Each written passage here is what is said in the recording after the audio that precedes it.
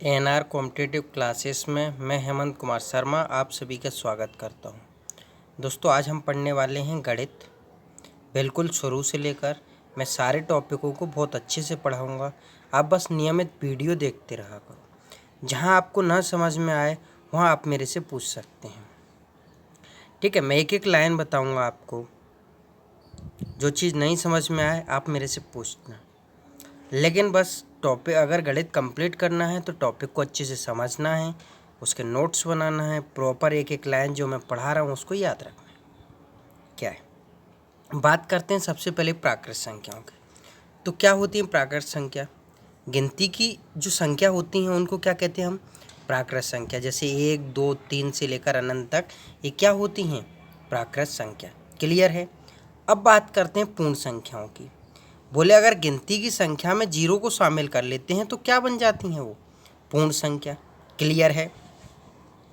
आगे बात करते हैं पूर्णांक की, कि जीरो से लेकर 1, 2, 3 इधर धनात्मक अनंत तक, और जीरो से लेकर -1, -2, -3 इधर ऋणात्मक अनंत तक। तो ये क्या बनते हैं? पूर्णांक संख्या। 1, 2, 3 डॉट डॉट डॉट अनंत, ये क्या रहेगा? धन पूर्णांक। -1, -2, -3 डॉट डॉट डॉट अनंत, ये क्या रहेगा? ऋण पूर्णांक। क्लियर है?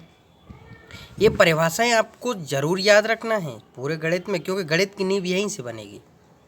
आप ऐसा मत, जिन लोगों का टॉपिक कंप्लीट हो वो भी ज़रूर वीडियो देखना। एक तो रिवाइज हो जाएगा, कुछ परिभाषाएं नहीं मिलेंगी वो भी आपको क्लियर हो जाएंगी। सम संख्या क्या होती हैं? बोले जो 2 से विभाजित हो जाती हैं वो क्या कहलाती हैं? सम संख्या। जैसे 2, 4, 6, 8 डॉट डॉट डॉट अनंत। क्लियर है? आगे विषम संख्या, जो 2 से विभाजित न हो, जैसे 1, 3, 5 डॉट डॉट डॉट अनंत। 1 में भी नहीं जाता है, 3 में भी नहीं जाता है, 5 में भी नहीं जाता है, 7 में भी नहीं जाता, तो ये क्या है? विषम संख्या। भाज्य संख्या क्या रहती हैं? बोले जो स्वयं के अतिरिक्त किसी अन्य संख्या से विभक्त हो। क्या रहती है? जो 1, स्वयं के अतिरिक्त किसी अन्य संख्या से विभक्त हो। जैसे 4, 6।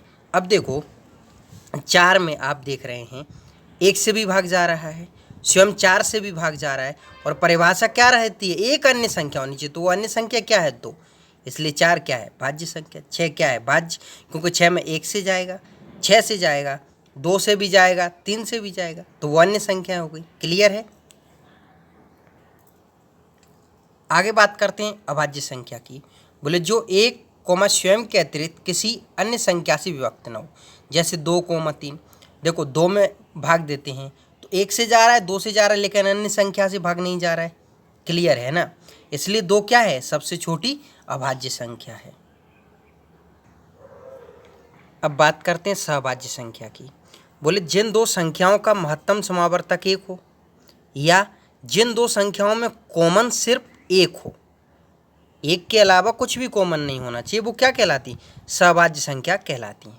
क्लियर है? जैसे हमने 2 और 3 लिया एक संख्या, 1, 3 और 5 ली। देखो गुणनखंड की 1 गुणित 2 2, 1 गुणित 3 3। इन दोनों में क्या कॉमन है? 1 कॉमन है, इसलिए ये राइट का चिन्ह लगा दिया कि कैसी संख्या है? सहभाज्य संख्या का जोड़ा है। इसमें देखा 1 गुणित 3 3, 1 गुणित 5 5, 1 कॉमन है, इसलिए 3 और 5 ये किसका है? सहभाज्य संख्या का जोड़ा है। एक और लिया एग्जाम्पल 2 और 4। देखो 1 गुणित 2 2, 2 गुणित 2 4। देखो यहाँ पर 2 कॉमन है, परिभाषा क्या होती है कि 1 कॉमन होना चाहिए, इसलिए यह सहभाज्य संख्या नहीं है। क्लियर है? इसलिए इसको क्रॉस का चिन्ह लगा दिया। आगे बात करते हैं संख्या रेखा की। संख्या रेखा क्या होती है? बोले पूर्णांक संख्या की श्रृंखला को, हवियाली पढ़ाई आपको पूर्णांक संख्या की परिभाषा के 0 से लेकर धनात्मक अनंत और 0 से लेकर ऋणात्मक अनंत। क्लियर है? तो पूर्णांक संख्या की श्रृंखला को दर्शाने के लिए जिस रेखा का प्रयोग किया जाता है उसे संख्या रेखा कहते हैं। देखो ये 0 ले लिया, ये धनात्मक अनंत तक हो गया, इधर बात, इधर ऋणात्मक हो गया, तो 1 2 3 ये क्या कहलाइए? संख्या रेखा। क्लियर है? दोस्तों देखो आपको परिभाषाओं को समझना है, उनको याद रखना है और प्रैक्टिस करते चलना है। क्लियर है ना? जो नहीं समझ में आए मेरे से पूछ लेना। आगे बात करते हैं परिमेय संख्या की। बोले परिमेय संख्या क्या होती है?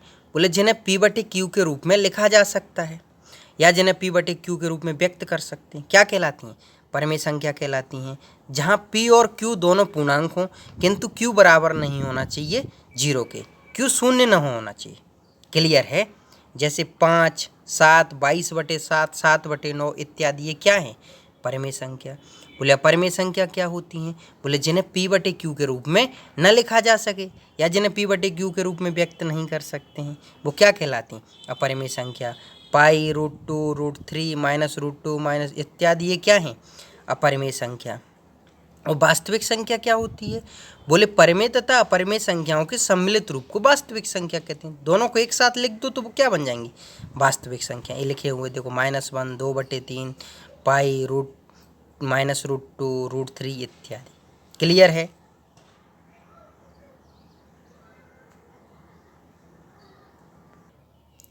आगे बात करते हैं क्रमागत पूर्णांक की कि क्रमागत पूर्णांक क्या होता है। बोले क्रम से आने वाले पूर्णांक क्रमागत पूर्णांक कहलाते हैं। जैसे 3, 4, 5 इत्यादि। निकटतम दो क्रमागत पूर्णांकों में एक का अंतर होता है। क्लियर है? निकटतम दो क्रमागत पूर्णांकों में कितना अंतर होता है? एक का अंतर होता है। यदि x कोई पूर्णांक हो तो दूसरा क्रमागत पूर्णांक क्या होगा? x+1, x, और तीसरा क्या होगा? x+2, चौथा क्या होगा? x+3, पांचवा क्या होगा? x+4 ... इसी तरीके से आगे चलता रहेगा। क्लियर है? आगे बात करते हैं द्वि-अंतरी प्राथमिक संख्या जुड़वा अभाज्य संख्या क्या होती है। बोले बे अभाज्य संख्याओं का जोड़ा जिनका अंतर 2 हो। देखो द्वि-अंतरी नाम से स्पष्ट है, और कैसी होनी चाहिए? अभाज्य संख्या। तो क्या रही परिभाषा कि बे अभाज्य संख्याओं का जोड़ा जिनका अंतर 2 हो। जैसे 3 और 5 दोनों अभाज्य भी हैं और अंतर 2 का है। 5 और 7 देखो दोनों अभाज्य हैं और अंतर 2 का है। 17, 19 दोनों अभाज्य हैं और अंतर 2 का है। क्लियर है? आगे बात करते हैं जातिमान की। जातिमान क्या होता है? बोले किसी दी गई संख्या में किसी अंक का जातिमान उसका अपना मान है, चाहे वह किसी भी स्थान पर क्यों न हो। जैसे हमने देखा 63,578 में 3 का जातिमान क्या है? 3। 6 का जातिमान क्या होगा? 6। 5 की बात करें, 5 का जातिमान क्या होगा? 5। 7 का जातिमान क्या होगा? 7। 8 का जातिमान क्या होगा? 8। क्लियर है ना? जातिमान क्या होता है? संख्या का खुद का मान। अब बात करते स्थानीय मान की। स्थानीय मान क्या है कि संख्या किस स्थान पर है, कि इकाई के स्थान पर है, कि दहाई के पर है, कि सैकड़े के पर है। तो जैसे 97,534 में हम देखें 4 का स्थानीय मान क्या है, तो देखो 4 इकाई के स्थान पर है, इंटू 4 इंटू 1 मतलब 4। 3 का स्थानीय मान क्या है, तो 3 दहाई पर है, तो 3 इंटू 10 मतलब 30। 5 सैकड़ा के स्थान पर है तो 5 इंटू 100 बराबर 500। 7,000 के स्थान पर है तो 7 इंटू 1,000 बराबर 7,000। 9 10,000 के स्थान पर है तो क्या हो गया? 90,000। क्लियर है? क्रमागत सम संख्या क्या होती है? बोले क्रम से आने वाली सम संख्याएं क्रमागत संख्याएं कहलाती हैं, क्रमागत सम संख्याएं कहलाती हैं। अब सब संख्या की मैंने परिभाषा पहले ही बता दी कि जिसमें 2 से भाग जाएगा। क्लियर है ना? तो 4, 6, 8 इत्यादि। अब निकटतम दो क्रमागत सम संख्याओं में 2 का अंतर होता है। क्लियर है ना? कि निकटतम दो क्रमागत संख्याओं में जो सम संख्या होती है उनमें कितने का अंतर होता है? 2 का। तो यदि x कोई सम संख्या हो तो दूसरी क्रमागत सम संख्या कितनी होगी? x+2। तीसरी कितनी होगी? x+4। चौथी कितनी होगी? x+6। 2 का अंतर होता जाएगा। आगे बात करते हैं क्रमागत विषम संख्या की। बोले क्रम से आने वाली विषम संख्याएं क्रमागत विषम संख्या कहलाती हैं। जैसे 3, 5, 7 इत्यादि। अब देखो हमने विषम संख्या की परिभाषा देखी थी कि जिसमें 2 से भाग न जाए। तो देखो 3 में नहीं जा रहा है, 5 में नहीं जा रहा है, 7 में नहीं जा रहा है। क्लियर है? लेकिन अंतर 2 का ही रहेगा, सम में और विषम में भी। तो लिखा हुआ है कि निकटतम दो क्रमागत विषम संख्याओं में भी 2 का अंतर होता है, सम में भी 2 का अंतर होता है। यदि x कोई विषम संख्या है, दूसरी क्रमागत विषम संख्या क्या होगी? x+2। तीसरी क्या होगी? x+4। चौथी क्या होगी? x+6। पांचवी क्या होगी? x+8 ... इसी तरीके से चलती रहेगी। आगे बात करते हैं भाज्यता के नियम की। देखो सारी जो परिभाषाएं हैं, मैं फॉर्मूले जो भी कुछ पढ़ाते चलता हूँ, आपको नोट करना है, प्रॉपर नोट्स बनाना है और याद रखना है। क्योंकि जो भी चीज़ आगे गणित में कहीं पर भी काम चली तो बोले पीछे पलट के थोड़ी ना देखोगे, आपको तुरंत उपयोग करना है मस्तिष्क से। दो की भाज्यता का नियम क्या होता है? बोले दी गई संख्या में इकाई अंक पर 0, 2, 4, 6, 8 हो तो वह संख्या 2 से विभक्त हो जाएगी। मतलब जब आप किसी संख्या को काट रहे हो 2 से तो क्या देखोगे? या तो 0 देख ली, देखो ये लिखा हुआ है, या 2 देख लिया, या 4 देख लिया, 6 देख लिया, या 8 देख लिया, तो आपको वो पता चल जाएगा कि 2 से कट जाएगी। देखो 10 2 से कटता है। ये छोटे उदाहरण लिए, चाहे बड़ा कितना भी हो, इकाई अंक पर आपको ये अंक देखना है। 12 2 से कट जाएगा, 14 2 से कट जाएगा, 16 2 से कट जाएगा, 18 2 से कट जाएगा। क्लियर है? अब 3 की भाज्यता का नियम बात करते हैं। बोले दी गई संख्या 3 से विभक्त तभी होगी जब दी गई संख्या के अंकों का योग 3 से विभक्त होगा। अब एग्जाम्पल समझो, जैसे 87,564, बोले 3 से कटेगा क्या? तो सबसे पहले अंकों का योग करना है। 8 + 7 + 5 + 6 + 4 ये हुआ 30। बोले 30 3 से कटता है तो 87,564 भी 3 से कटेगा। क्लियर है? अब 4 की भाज्यता के नियम की बात करते हैं। बोले दी गई संख्या के इकाई दहाई अंकों से बनी संख्या। 4 की भाज्यता में किससे देखेंगे? इकाई और दहाई से। 8 की भाज्यता जब पढ़ेंगे तो किससे देखेंगे? इकाई, दहाई और सैकड़ा से। तो अब बात करते हैं, बोले दी गई संख्या के इकाई दहाई अंकों से बनी संख्या 4 से विभक्त, तो अब पूरी संख्या 4 से विभक्त है। जैसे मैंने डॉट डॉट डॉट छोड़ रखा है, लास्ट इकाई दहाई देखा 24, बोले 4 से कट जाता है, तो यहाँ कुछ भी हो बोले 4 से कट जाएगा। डॉट डॉट छोड़ के लिख रखा है 28 4 से कट जाता है, तो यहाँ कुछ भी हो 4 से कट जाएगा। अब देखो 24 के आगे हमने 1 2 3 4 लिख दिए। अब भाग दे के देखते हैं। देखो मैंने कहा था कि कुछ भी लो, हमें तो सिर्फ इकाई और दहाई देखना है, लेकिन काट के भी देख लेते हैं। देखो अपन ने 1 2 3 4 कुछ भी लिख सकते हो आप। 4 से भाग दिए, 4 3 12, 3 बचा, भाग नहीं जा रहा था तो 0 हो गया, 4 आ गया, 4 8 32, 2 बचा, 2 ऊपर से ले लिया, 4 पंजा 20, कितना बचा? 2, 4 ऊपर से ले लिया, 4 6 24। देखो पूरा कट गया। अगर हमने यहाँ देख लिया कि 2 अंक पर इकाई दहाई पर यहाँ कट रहा है, तो कितनी भी बड़ी संख्या हो जरूर कट जाएगा। क्लियर है? 28 के आगे आप संख्या लिख के देखना, फिर 4 से काटना, जरूर कट जाएगा। अब बात करते हैं 5 की भाज्यता का नियम। बोले दी गई संख्या के इकाई अंक पर 0 या 5 हो, अगर यहाँ 0 आ गया तो भी 5 से कट जाएगा, अगर यहाँ 5 आ गया तो भी 5 से कट जाएगा। क्लियर है? आगे कुछ भी लिखा हो। क्लियर है? ठीक है, आगे 6 की बात करते हैं। बोले दी गई संख्या 2, 3 दोनों से एक साथ विभक्त, मतलब 2 से भी कटना चाहिए, या 2 की भाज्यता का नियम भी लगना चाहिए, 3 की भाज्यता का नियम भी लगना चाहिए।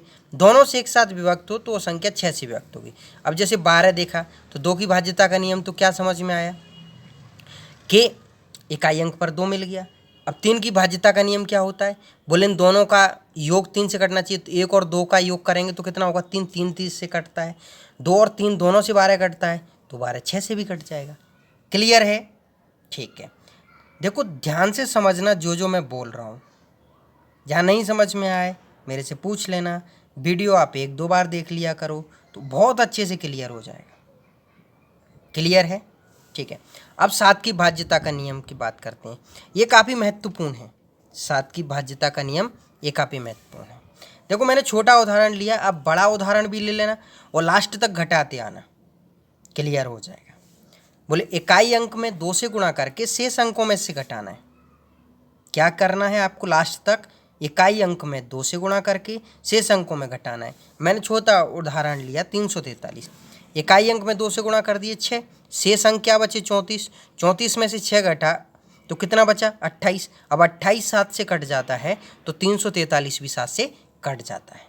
आप 343 गुणित 343 करके बहुत बड़ी संख्या बना लेना, फिर भी इसी तरीके से करना। क्या? इकाई अंक में 2 से गुणा कर देना, शेष अंकों में से घटा लेना, लास्ट तक लाना, आपको बिल्कुल सरल लगेगा। क्लियर है? यहाँ से क्वेश्चन कैसे बनता है भाज्यता के नियम से, वो मैं आगे बताऊंगा आपको। आगे 8 की बात करते हैं। मैंने 4 के पे भी बताया था आपको। बोले इकाई दहाई सैकड़ा के अंकों से बनी संख्या 8 से विभक्त, तो वह पूरी संख्या 8 से विभक्त होगी। अब हमने डॉट डॉट डॉट करके छोड़ दिया। 752 देखा 8 से, देखो 8 नाम 72, 3 बच के 8 चौक 32, मतलब ये कट रहा है तो आगे कुछ भी हो कट जाएगा जरूर। आपको सिर्फ लास्ट के 3 अंक देखना है। अब यहाँ पर हमने संख्या भरी 1 2 3 4 5 और 752 जैसा का जैसा ले लिया। अब काट के देखा, देखो 8 एकम 8 बच गया 4, 3 ऊपर से आ गया 43 हो गया, 8 पंजा 40 बच गया 3, 4 ऊपर से आ गया 34, 8 चौक 32, 2 बचा, 5 ऊपर से आ गया 25, 8 ती 24, 1 बचा, 7 ऊपर से आ गया 17, 8 दूना 16, 1 बचा, 5 ऊपर से आ गया 8 एकम 8, 7 बचा, 2 ऊपर से आ गया 8 नाम 72। देखो कट गया, तो इसलिए हमने यहीं पर देखना है, भाग दे के नहीं देखना है। अगर हम सारी संख्याओं में भाग देखेंगे तो फिर भाज्यता के नियम का क्या मतलब है। भाज्यता के नियम जब हमें याद होते हैं तो अभाज्य संख्या निकालना सीखेंगे, वहाँ भी आपको मदद मिलेगी। तो सारे जो भी लाइन में बता रहा हूँ बस आप याद करते चलो। 9 की भाज्यता के नियम की बात कर रहे हैं। दी गई सभी संख्याओं का योग 9 से विभक्त, तो अब पूरी संख्या 9 से विभक्त होगी। देखो 3 का भी इसी तरीके से था कि दी गई सभी संख्याओं का योग 3 से विभक्त, तो अब पूरी संख्या 3 से विभक्त। यहाँ यही है, दी गई सभी संख्याओं का योग 9 से विभक्त, तो अब पूरी संख्या 9 से विभक्त। जैसे हमने देखा 63,216, सबसे पहले योग किया 6 + 3 + 2 + 1 + 6, ये टोटल हुआ 18। 18 9 से कट रहा है तो 63,216 भी 9 से कटेगा। क्लियर है। अब देखो 10 की भाज्यता का नियम क्या है, बोले इकाई अंक पर 0। देखो आप कहीं पर भी 0 देखते हो तो उसको 10 से 0 तुरंत काट देते हो। देखो 10 20 30 40 50, मतलब क्या समझ में आएगा, इकाई अंक पर अगर 0 होगा तो वो 10 से कटने कटना है। देखो 11 का भी बहुत महत्वपूर्ण है, आपको ध्यान से समझना है। 11 की भाज्यता का नियम क्या होता है, बोले सम एवं विषम स्थानों के अंकों के योग का अंतर 0 या 11 हो। देखो यहाँ स्थानों के अंकों की बात हो रही है। क्लियर है। क्या कहोगे, सम एवं विषम स्थानों के अंकों के योग का अंतर 0 या 11 हो। अब पीछे से चलते हैं तो सबसे पहले वाला विषम स्थान होता है, फिर सम स्थान, फिर विषम स्थान, फिर सम स्थान, फिर विषम स्थान, फिर सम स्थान, फिर विषम स्थान। अब मैंने विषम स्थान वाली संख्याओं को लिख लिया 2 0 6 1। सम स्थान वाली संख्याओं को लिख लिया 5 1 3। अब इनको आपस में जोड़ना है क्योंकि लिखा हुआ है परिभाषा में, देखो अंकों के योग, जोड़ लिया। देखो कितना हुआ 9, ये भी कितना हुआ 9। अब क्या करना है, अंतर करना है। तो कितना आ गया अंतर 0, तो ये पूरी संख्या किससे कट जाएगी, 11 से कट जाएगी। क्लियर है। लास्ट बात करते हैं 13 की। बोले दी गई संख्या के इकाई अंक को 4 से गुणा करके शेष अंकों में जोड़ना है। देखो 7 में क्या था कि 2 से गुणा करके शेष में घटाना था, यहाँ इकाई अंक में 4 से गुणा करके शेष अंकों में जोड़ना है। इसमें भी आप बहुत बड़ी संख्या ले सकते हो, कोई तकलीफ नहीं है। देखो 169 लिया मैंने, इकाई अंक में 4 से गुणा कर दिया, कितना हुआ 36। शेष अंक 16 बचा था, 16 में 36 जोड़ा 52, 13 से कट जाता है तो 169 भी 13 से कट जाएगा। देखो अभी 52 को आप एक बार और हल कर सकते हो। देखो 52 बचा हुआ है, अब इकाई अंक में आपने 4 से गुणा कर दिया तो कितना हुआ 8, और शेष क्या बचा हुआ है 5।